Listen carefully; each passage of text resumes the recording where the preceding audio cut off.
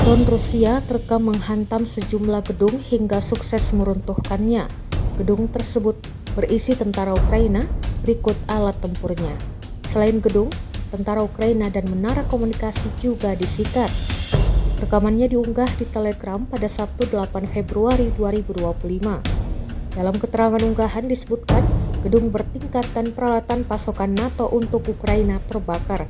Pertempuran ini berlangsung di Zersinnik Storage. Belum diketahui total korban jiwa dalam serangan ini. Kendati demikian, rekamannya kini telah menuai berbagai komentar dari warganet.